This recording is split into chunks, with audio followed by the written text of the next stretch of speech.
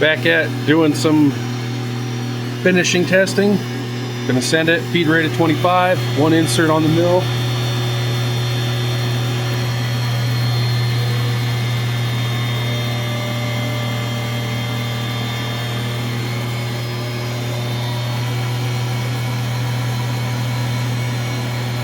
Okay, we got it. Shut it down. Let's look at it.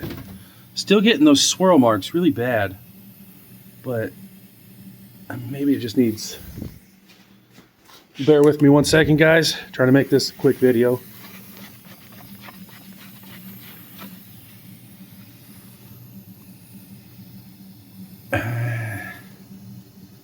It's smooth, like there's nothing there. I don't feel too, maybe a little bit. I don't think one insert, because I got 3 of them out. There's the one in. I don't think it's one insert. I don't know. What do you guys think? That's so close. You can see that light over there.